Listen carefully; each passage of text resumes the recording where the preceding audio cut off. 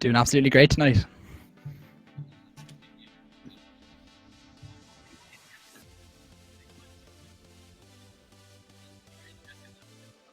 It's muted in the stream. It's muted in the stream. I'm currently listening. Hi guys, it's the Chief here. How's everyone doing?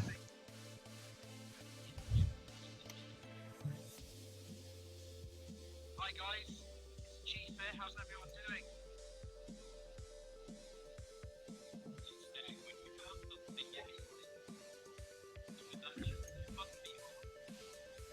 doing? And if the mute button is just a solid red light, you're good. Guys, are we live? I can hear you, Luke.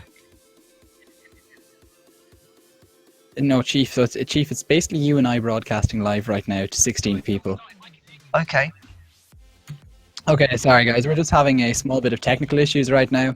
So Luke's microphone isn't broadcasting, but Chief, maybe you'll run through our sponsorship so that people can figure out what the prize is for the night. Absolutely. So we've got the good fortune of having a prize for tonight, and that's through the Classic Football Shirts website. You can follow them on Twitter at Classic Shirts, and the prize we're giving away is for the best compelling stat for game week 9. If you can go to our Twitter feed and use the hashtag FPL Live with a compelling game week 9 stat, tweet it out with that hashtag, and we will pick on the show the one that we find most compelling. You know, ultimately, you know, we're here to give advice, but at the same time we want to learn advice and we want to share advice. So we feel that giving a prize of this nature for such a thing with a compelling stat would be appropriate. So we hope that's okay. Stag, how does that sound? Yeah, sounds absolutely fantastic. So as you said, we're just trying to generate interest, and we can learn from it, you can learn from it, everyone learns from it, and you can get a kick-ass prize if you come up with the best one. So I can't see any reason why it isn't good. If we just turn our attention towards Luke for a second, is his microphone up yet? Hello, Luke. No sign of Luke. Okay. And just to further add on the prize itself, for those that are tuned in, it will be a £25 voucher from Classic Football Shirts. You can follow them on Twitter, as I mentioned, at Classic Shirts. So we'll pick the most compelling stat that you've tweeted out with the hashtag FPL Live. Great, so we'll move on into the show. So basically, kind of the main debate that I've been kind of spotting coming up, it's come up in quite a lot of questions to me today as well. It's all about Antonio, and most people are asking about getting rid of Antonio. So Chief and I think, both fall on the same side of the fence in that we're both holding on to Antonio for 1 week. Would I be correct in saying that, Chief? That's correct. In some respects, I feel I've been forced into holding on to Antonio, because if I was to get rid of him, to have bought Walcott, I would have, a hit would have been forced upon me, and I didn't want to do that. And I look at Antonio and I see a player who did fantastically well for the first few game weeks, despite West Ham not doing so well. And now, if I'm not mistaken, he's been shunted into like a right back type of role. So, his time in my team, it's coming to an end. And I really hope he can perform well against Sunderland. If he doesn't, I'd have to sell him. How about yourself, Stag? Yeah, pretty much in the same boat, really. As it stands right now, I just made other moves. We'll probably go through our teams later, so maybe I won't spoil that just yet. But basically, Antonio, the price actually affect me. Just the way my selling price was, it was maintained when his price fell, so that didn't matter. But yeah, when he's playing at right back, even if it is a right wing back, it seems to be kind of a 3 at the back system that they're mostly they stuck with last week anyway. Antonio was still a threat. He hit the post off one Paya cross off corner. That's right. He's not totally out of it. He got forward a few times. I kind of watched the last half an hour of that game, and he was getting forward sometimes, more than your average right back. So he's not a totally lost cause. It's just unfortunately he's 7 odd million and taking up a slot in your midfield. You can't really afford that.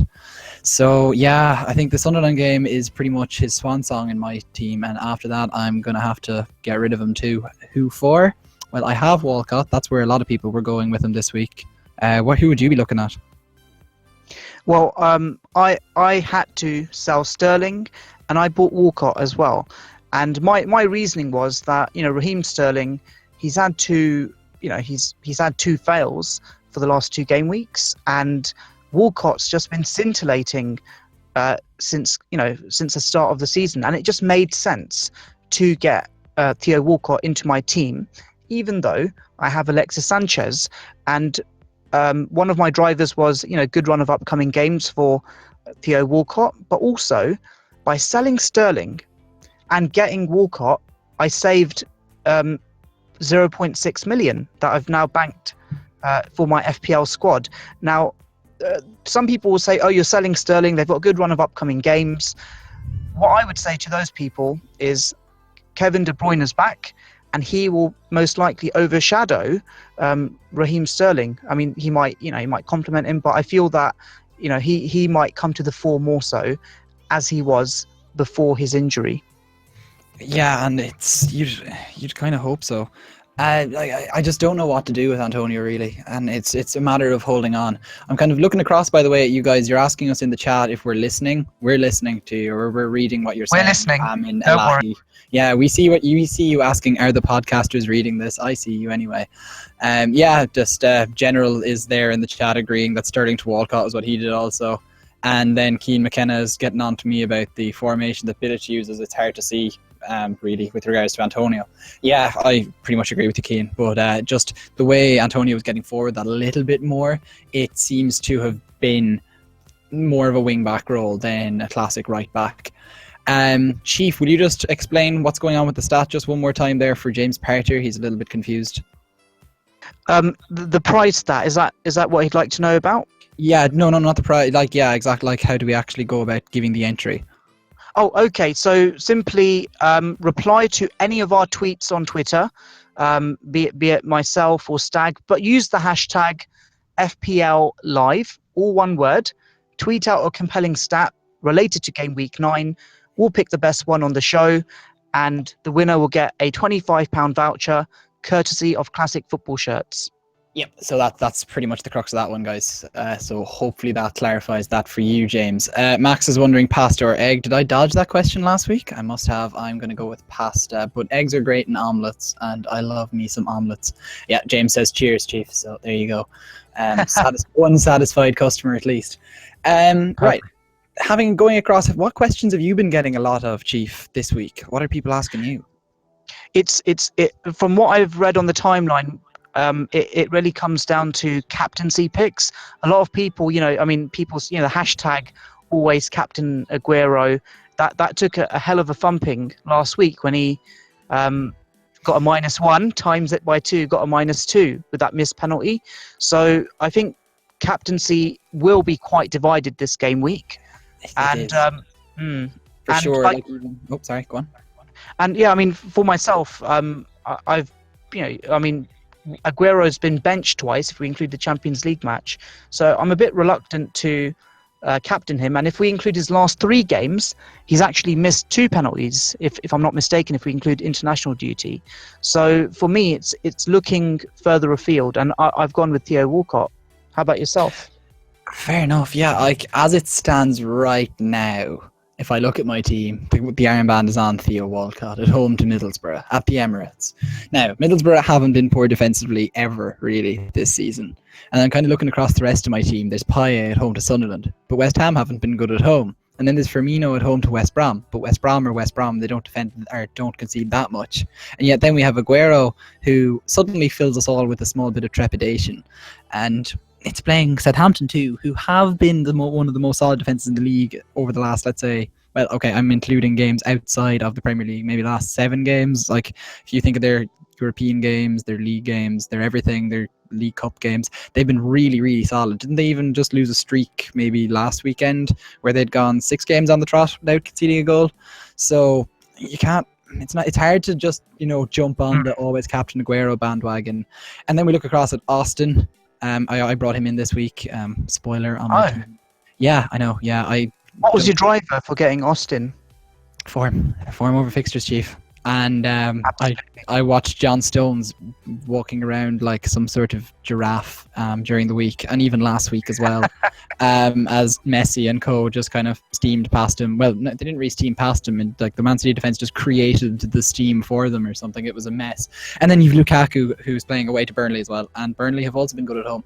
So it makes this just really big headache of who do you go for. And right now it is Walcott. If I had Sanchez, realistically Sanchez would have it, but I don't have Sanchez. Hence, now I've got Sanchez and I've got Walcott, and like for me, I could have picked Sanchez. For me, the gut instinct was I looked at their stats side by side, and sure, Sanchez is explosive, but Walcott is as equally as explosive when he's got the form, and it just made sense to pick him because he's going through this fantastic purple patch. Mm-hmm. Yeah, definitely. And you can't ignore that. Scoring in the Champions League, scoring, had a brace last week. So I mean, what it's in some respects he's a differential captain. In some respects, true. I'm willing to take that. I'm willing to take that risk because it is form over fixtures. Aren't you concerned that this will probably be eventually this will be the match, City v Southampton, when they finally keep a clean sheet? yeah, it could easily be that day. Nobody in the Southampton team can score. I know that's a total generalization, except for Charlie Austin. Like, they really have struggled to score goals, and the introduction of Austin to the side it's really paid dividends since game week 5 in terms of Premier League. But previous to that, he'd scored in a few games in Europe and in the League Cup maybe. But since he's come in, he scored 4 goals in the last 4 games. So he's scored in 3 games. The only game he didn't score in was playing away to Leicester. Leicester are actually good at home. We tend to forget sometimes. They've been keeping clean sheets left, right, and centre there, haven't they? So it's it is. It's so tough, but I just don't know. Yeah. So I'm gonna. Will I just? Oh, go on. Yep. Should we take a question from the chat? And also, do we know the latest with Luke's technical issue that he had earlier on in the show?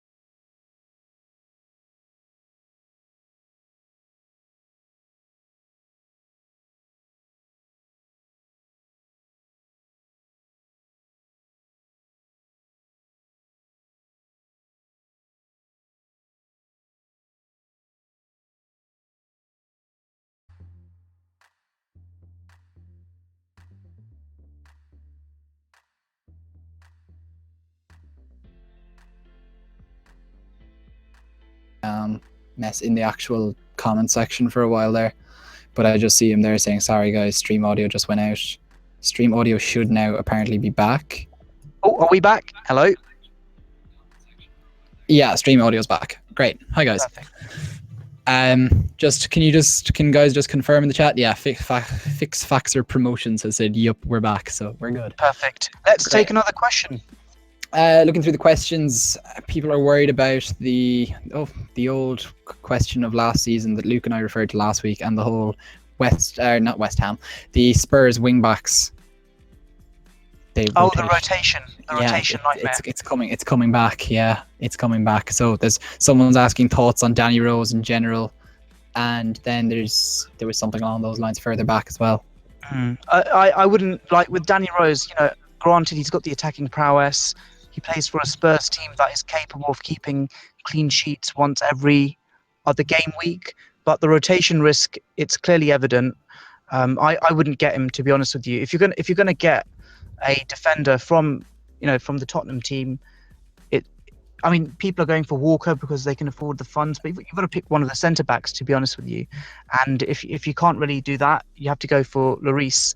I myself actually don't have any Spurs cover at all. Like zero, like no midfielders or anything. Nothing. I just feel that they're overly priced right now. I'm worried that the Champions League effect does, hamper on their league form from time to time. Harry Kane isn't knocking in the goals week in, week out. Sure, Dele Alli has, but I'd need some more form from him. I just can't justify a Spurs player in my squad right now. And if I did, it would be the most cheapest player. Right, I'm going to pull you up on that there, Chief. So you're saying that you think the Dele Alli needs to show more for him. I think the Dele Alli, yes. If Dele Alli was 8.1, I'd have taken a -4 to get him in because I could have afforded it. I'd have probably dumped Antonio, but he's 8.2. Yeah. Yeah. I mean, Dele Alli last year. I had last year for half a season. I had Eric Dyer. I had Dele Alli. I had Harry Kane, and they did wonders for my team when I was ranked 1.2 million and helped me, shoot up the rankings. the great end of season revival. Yeah, absolutely. They definitely helped me in that respect, but. I just can't justify it. I look at my midfield right now. I've got Alexis Sanchez. I've got Theo Walcott. I've got Antonio, but I'll probably get rid of him soon. I've got Capu. I've got Firmino. Am I going to sell Firmino, who's got a fantastic run of upcoming games for Dele Alli? No. It's in some respects it is a predicament. Can you just remind me Spurs' upcoming run of games? I can indeed. So you've got Bournemouth away first, then you've got Leicester at home. That's Leicester playing away from home, so that is Leicester being useless. And then you've got in game week 11 Arsenal away, but even that's quite far away. And then it's West Ham at home. I mean that's not. Yeah, I know it's form over fixtures for us, but that doesn't seem like a good run of upcoming, games. And who are we comparing? Yeah. Who are we comparing against, though? If you're talking about that, like let's say, okay, comparing it to Theo Walcott, it's obviously Arsenal's fixtures are better. Arsenal's next few games. Firmino, Coutinho. For me, Liverpool fixtures are good too. Like Arsenal's next games: Middlesbrough at home, Sunderland away, Spurs home, and Man U away. That's when you're starting to talk about getting rid of an Arsenal guy. But there's no point because then they have Bournemouth at home straight after that. And then that's right. Looking at Liverpool. West Brom at home, Palace away, Watford home, Southampton away, Sunderland home, Bournemouth away, West Ham home, Middlesbrough away. It's just ridiculously easy almost until Christmas. And it's actually a Merseyside derby as their last game before Christmas after that Middlesbrough game. So realistically, you could actually have Liverpool player right up to New Year's Eve, which is Man City at home. And even actually their 2nd of January game is Sunderland away. You'd probably keep them for that too. And look at Chelsea and look at Liverpool. They've got no European distractions this season. They're just concentrating solely on the league. And in Liverpool's case, as you've cited, they've got a good run of upcoming games. It doesn't make sense to shift one of their players right now. In fact, apart from Firmino, I've also got Lovren in my team, and the reason I've got him is I know Liverpool, haven't kept many clean sheets of late, and with system they haven't kept that many. Well, they didn't keep that many with their predecessors either. But I just feel at 4.9 million, Lovren. Yeah, I don't trust. Oh, pardon. Sorry. Continue. Yeah, he's a bit of a steal at that price. So I've got him as well. Having said all this, I feel really bad. I don't have any Spurs players now, but like I said, I can't justify it right now. And I guess I'll probably justify it when they score a lot, keep more clean sheets, and then I fall back down the rankings. So, it's not like I'm the most the paragon of Spurs virtue here, but I only have Hugo Lloris, and he's obviously been doing pretty okay in goals, but still, when you're trying to justify paying whatever it is, the huge prices all the Spurs defenders are, like Lloris, I got him when his price was still lower. I think it's risen since. Yeah, it's up to 5.5 again. I got him at 5.4. A real steal there, and I felt it was worthwhile. Just looking at Dele Alli in his October games, how many games have there been in October? Has there been 3? There's going to be 3 Premier League games in October, so we've had one. We're going to have another one this weekend, and then there'll be another round next week, and that will be it. 3 Premier League games. Okay, so I'm comparing stats for just last weekend. Basically, I think if I be correct in saying no, there's been 2 game weeks already. No, 1 game week so far. There's been 1, 2 to go. So yeah, I know. Comparing last week between Theo and Dele Alli, grand. They both scored. No, this is October. I don't know. My stats seem to be totally flawed right now, so I'm not even gonna quote them. I don't know what's going on. So. Shall we take another question? Yeah, sure. Digging out into the chat, there was people talking a minute ago about Deeney and Austin and Wilson. They're all kind of coming into form. Austin the most so, but then you've got Deeney with those good Watford fixtures, and then Callum Wilson who has tougher fixtures. But I don't know. I don't think the goals quite match up, but he is showing up. Maybe the form. I don't know. I see an awful lot of people talking about Callum Wilson, and I don't really get behind it personally. I mean, yeah, they knocked in 6 goals last weekend, and I they're not going to score 6 every week, but I feel that with the momentum that they have and with the players that they have, they should be scoring a goal or 2 every game week. And Callum Wilson, if we remember him correctly, he was the guy who was scoring goals before that injury so early on last season, and I couldn't really justify him in my team, to be honest with you. That you've mentioned, Troy Deeney. Oh, sorry. Yeah, I'm just looking at it now. Even if that was any other player, just because Callum Wilson got injured, we kind of remember it with a real rose-tinted glow. But with anyone else, we might just say, "Hell, that was like Michael Chopra for 2 games at the start of the season, like when Roy Keane took Sunderland up." It could have come to an end rather fast, or it could have been Gylfi a few years ago, or Michu, and all these guys, or even remember. Who was it? Betafembi Gomes last year just went absolutely wild for a few weeks. That could have been what that was. Wilson, Odion Igalo last season, he was doing really well for the first half, and then I distinctly remember after game week 21 or 22, he just pretty much stopped scoring. So it's 12 goals in the first 21, and then 2 in the next 17 or something. Yeah, something along those lines. Yeah, it was a huge fall off. Just Luke hasn't really come around. He gave the penalty to Stanislas, someone's pointing out. That is true. Wilson took the first one, but then Stanislas. Was there 2 penalties? I believe. I'm trying to remember now. Callum Wilson definitely scored from a penalty. Was Stanislas' second a penalty? Someone say it in the chat quickly. Dig me out. Max Walter says yes. Okay, well, we'll take his word for that. We'll go for it. And then Deeney, just looking at Deeney, I've actually transferred out Deeney. Okay, I'll just go through that transfer at this point. I've got rid of Deeney and brought in Charlie Austin. So there you go. I've got 2 of the birds that we're talking about right now. And can I ask a question about Charlie Austin? And I think it's semi-brave you got him when he's playing City. For this game week, aren't you afraid that it's too good to be true? Charlie Austin scoring goals in general? Which bit of this? What do you mean? What could be better than true? Can he really maintain his form? I know he's got the pedigree, and at QPR, he scored 18, 19 Premier League goals, but is it too good to be true? Personally, I don't think so. Maybe I'm giving more weight to that QPR pedigree than you are. And also the Europa League factor, isn't that a concern to you as well? That they're playing matches on a Thursday, and then they've got Premier League football on the weekend. I've seen it with so many Premier League teams that play in the Europa League, that it does affect the league form. It hasn't affected Charlie Austin yet, and if I'm not mistaken, he's not playing 90 minutes in the Europa League and 90 minutes in the Premier correct, League. Yeah. He hasn't been doubling up the 90 every time. During the week, he wouldn't even have played as much Europa League as he did had Shane Long not got injured. Shane Long went off injured with maybe a hamstring strain, if I remember rightly, after chasing Miranda down the side. And then Austin came on in 47 minutes or something into the game. So Austin got a little bit more game time than he would have planned. But, at the end of the day, Thursday to Sunday isn't going to affect him too much when it's a half a game. Now, he should have scored. He probably missed opportunities, but that's kind of the nature of Austin. He could have easily had a hat-trick last week if he wasn't as wasteful early on in the game. he put a lot of shots wide. Like, he wasn't even testing Tom Heaton. It was other people that were testing Tom Heaton. So yeah, there is that issue with him. Maybe I'm doubling down a little bit too much on the fact that Man City defence are just that little bit crummy. But it's not really Man City I'm too worried about. Like, I reckon he could quite easily score against Chelsea as well. They haven't been unreal away from home. Then they play Hull away. He could do something there.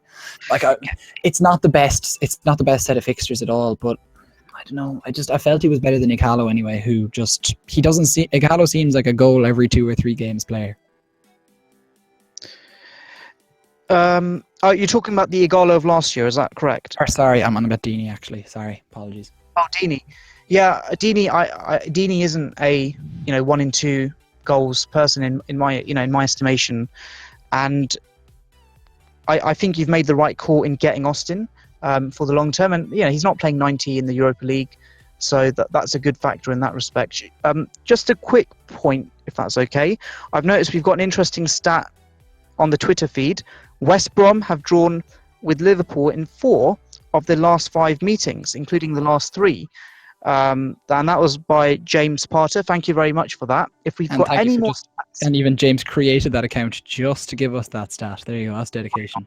Wow, that dedication has put him high on our list of competition entrants. And if there's anyone else who would like to tweet a compelling stat for game week 9, go to our Twitter feed, mention myself, Stag, or Luke, but use the hashtag FPL Live, and before this show ends, we'll pick a winner.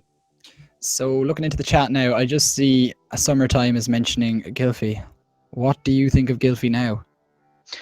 I think it's too early to say under Bradley's regime. If I'm not mistaken, he was playing as a striker in his first game. Is that right? Correct, against Arsenal last week. Got a goal. So I think it's one to monitor because that definitely is of interest.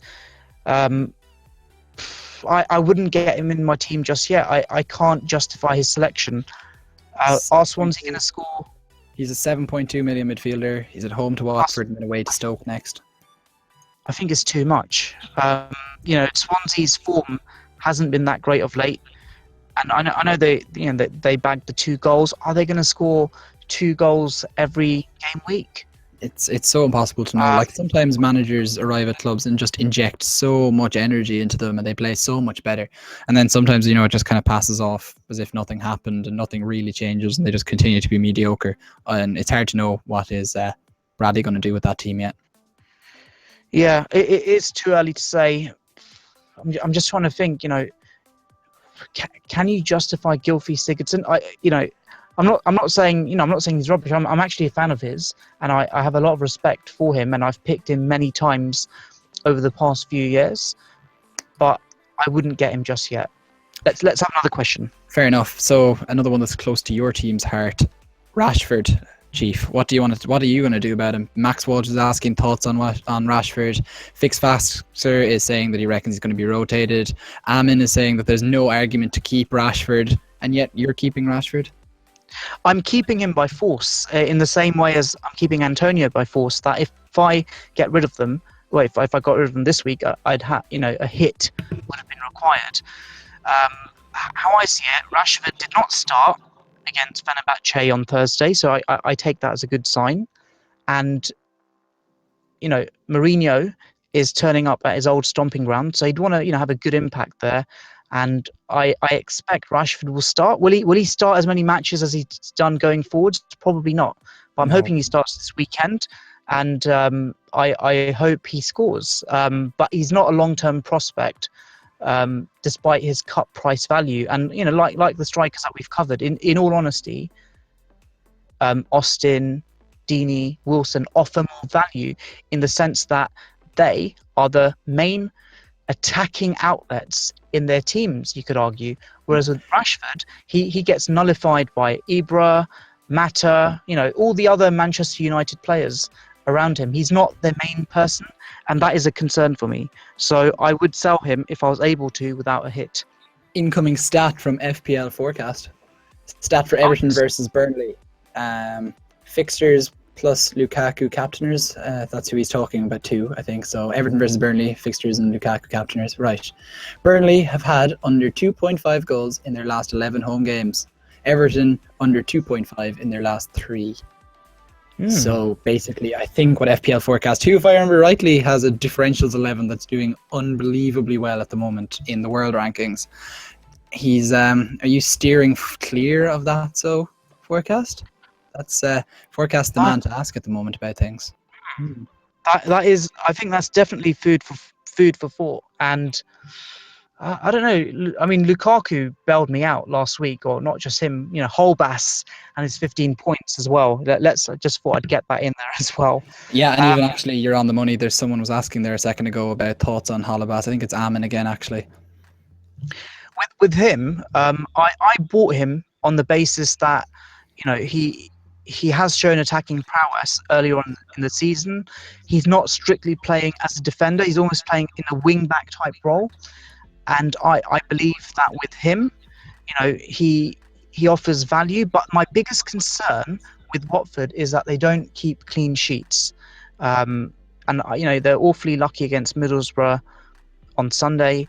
I just feel that if you want him for clean sheets, he's not your person. If you're looking for a cheap attacking player for less than 5 million, and you're willing to take that risk, so be it. It just depends what the situation is. It just depends. And talking about cheap attacking players who are on goal scoring form, people are talking about Joe Allen, the Welsh Pirlo, the Welsh Iniesta, the Welsh Messi. What is he now? Do you know what? Ever since he grew his hair long, he's just been fantastic, hasn't he? Yeah, he's been unreal. Yeah, and he is definitely playing in a far more advanced role than he ever did at Liverpool. That much is abundantly clear. Yes. And it is paying dividends. So I think he's. People mock him, and they remember his time at Liverpool. It wasn't exactly a time where he really set his mark, despite having the odd good game here and there. I remember him at Swansea, and he actually was a really decent player there, and he wasn't playing in as a defensive role as he was with Liverpool. I think he's always had that in him, and perhaps that's Stoke. He's now been able to come to the fore, and he's not being overshadowed by. Stoke have got their Barcelona light players as well, but he's become an integral cog in a team that has that siege mentality where they've been so horrible. I think he's just stepped up to the plate, and at his value, I'd rather have him than Capu, absolutely. But is he going to score an assist every game week? No. Who? Capu or Joe Allen? Joe Allen has been... Joe Allen. No, Joe Allen. I know Joe Allen has had that recent form, but Yeah. can it? It's the same with Capu. Can it really last? Personally, I think that Joe Allen probably has a slightly better chance than Etienne Capu ever did of it. And from that point of view, I'd be looking at getting in Joe Allen.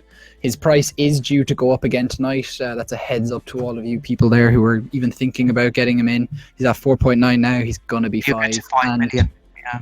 Yeah, and Capu is going to fall from 5.3 to 5.2. Wow. So for some people, it's worth, the Capu bandwagon is starting to come to a halt, or has halted, I guess. And the Joe Allen one is very much in swing. That's, I guess, what happens when you get 4 goals in 3 games. No, I mean, with Capu, I remember when he first, was scoring those goals, the stats showed that it was almost not by luck, but in the shots on target to goal conversion rate, it couldn't. It was astronomical. Yeah, it was basically. But however, we said that about Leicester for the whole, for not all of last season, but for most of it. The amount of I think there was some stat floating around at one point about that Leicester team, and it was the amount of their shots that hit off the post that went in. And the percentage was just way too high, compared to anyone else. No FPL coach Alan is not going to go to Celtic in the next window. That's just not going to happen. Let's take another question on that note, actually. Yeah. So an interesting one is coming from Max Walters, and there's one man who's been kind of quietly making his way, I would say, into a few hundred or maybe even 1,000 teams, is Marcus Alonso, Chelsea. Playing left midfielder, but he's down as a defender. Wow, interesting. Oh, that one had gone under your radar, had it? Yeah. So Marcus Alonso. Yeah. Okay. I'll give you a little bit more info on him. So he's currently in the game. He's in the game right now at 5.9 million, selected by 0.2% of all people. He's got clean sheets in his last 2 games. He's only played in the last 3 games. He's started the last 2, the Hull win and the Leicester win. So he's been pretty good there. No attacking returns just yet. I could very quickly go and check how good have his attacking stats been while you're talking, if you like, so that I can kind of frame that side of the argument a tad better. Cool. I'll quickly Google. Please do. I know when they signed him, he didn't start initially, and obviously Chelsea weren't keeping the clean sheets. So any points he did accrue weren't, it wasn't a handsome amount of points. Is he a long-term prospect in the Chelsea team? I couldn't give you an honest answer. I couldn't give you a straightforward answer for that. I just don't know. But he's one to monitor, like you said. If he's playing out of position, and he's one of the cheaper Chelsea defenders. Is that right?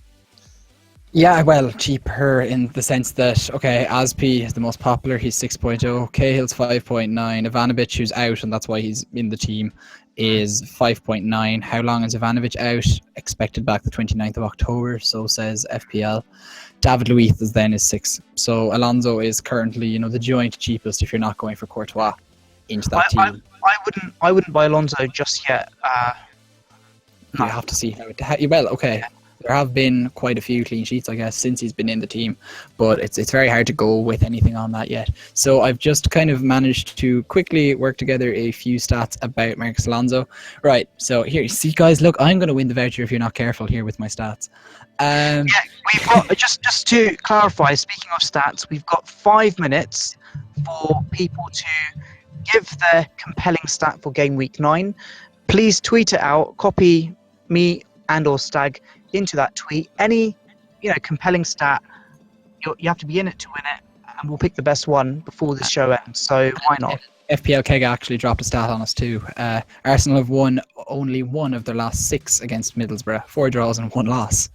So there's that's a stat that's probably going back to like 2008 or something, but a stat nonetheless. Right, so Marcus Alonso, just interesting stuff. In his 3 Premier League appearances, totaling 260 minutes played, according to Squawka comparison matrix, he has 4 key passes, which is that's quite a lot for a defender.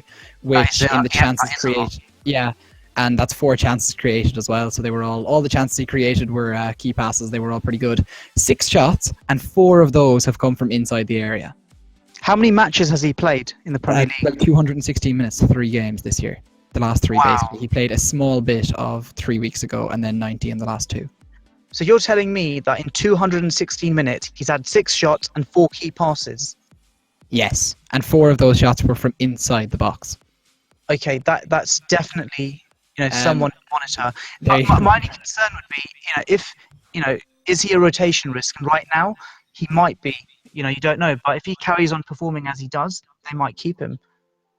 Yeah, like it's not like Ivanovic has been covering himself in glory either for Chelsea or for Serbia. He hasn't been fantastic. I just happen to see more Serbia games now because they're in Ireland's group for the World Cup qualifiers. So I now suddenly have taken an interest in Serbian players more so than ever. Jordan Ibe, Ari Hiroki is looking at him. He says he might be worth a good look. Looked wonderful when Daniels attacked. So says Ari. How many goals has Jordan Ibe scored this season? How many assists has he got? He's 5.5 million, if I'm not mistaken. If he hasn't fallen, possibly. Yeah, I've got a feeling he may not even be 5.5 right now. Right, I've got his stats up. He's 5.2. He's fallen. No goals, no assists. He's played about. I'd say he's averaging about an hour played as well. So that basically says no to me. It's a no from me. One thing I would say on the Bournemouth front, really quickly, their defenders seem to be scoring and assisting for fun. I just seem to have the wrong one, Simon Francis. So have a look at their defenders. Good run of upcoming games. They're definitely worth considering. If they're not going to keep a clean sheet, they might score or assist. Yeah, you've got Smith, Daniels, and Cook all coming in with attacking returns so far this season. So yeah, looking really interesting over there. Looking through the question, James Porter is pretty much agreeing, or Parter even is agreeing with my analysis that Middlesbrough stat probably went back very far. Cian McKenna, you're wondering where Luke is. Luke is having microphone issues, hence he's the one that's replying in the chat there as FPL Live. He's holding the fort in the writing so that he can at least be present there. But we're having a little bit of teething problems with that. So yeah, there you go. That's where Luke is. Can the people watching the show see the overlay? Yes, they can. And just a quick word on the overlay. There's a person in the community. He's called Morris, FPL Morris. Let me get. Is that right? FPL Morris? Yeah, his Twitter handle is @Morris_FC, and he has one R in that Morris. Morris is the name of his son. He'll be at pains to point out on his page. So just, his name isn't Morris, so don't say hi, Morris. No. His name is not Morris. And I just want to thank him for the fantastic overlay that he's made for the show, and also for the work he's done on my Twitter avatar earlier on in the season. In fact, not just my avatar. He's done a fantastic work. He's done, great job on many people's logos and avatars as well. So thank you very much, and give him a follow on Twitter. Yeah, for sure. And I'm also just going to say as well, if you could subscribe to this channel if you haven't already. We need people to subscribe to that channel if possible. Just kind of lets us improve our stats and stuff. We can figure out more about the people who are viewing us, and we can make this a better production for all you guys, tailor it to suit you. But we need to get more subscribers in order to be able to do that, to get some better representatives and stuff. So yeah, please subscribe. That'd be great. Chief, have you got any other things you'd like to wrap up in terms of maybe your own team, what you've done? Well, I think we've touched upon most of it. that. Yep, I've touched upon my captain, the transfers. Am I expecting more points than last game week? I hope so. 47 points in a low-scoring game week, I take it. But let's hope that global was 39 last week. That's tiny. Wow. Yeah, that is really tiny. And interestingly, 15 of my points came from Holbass and 7 came from Lotheren. So I had a lot for those two players last game week. We've got another stat quickly. Do we have another stat? I'm just going to... Yeah, and this is actually... I didn't know this stat, and I really like this. And this has actually shocked me. Aguero has missed 9 of his last 38 penalties in all competitions, be it domestic or international. Wow. That's pretty damning, isn't it? Yeah, no, I knew he'd missed quite a few, especially for Argentina. I think that's where he's missing a lot of them. He's basically missed one in 20. His miss rate's 25%. Yeah. That's quite damning. And if people are buying him because they think he's on pens, well, that's a reason not to have him. I mean, we're not going to sell him because he misses penalties, but that's actually a bit of a bombshell. I didn't realise it was that bad.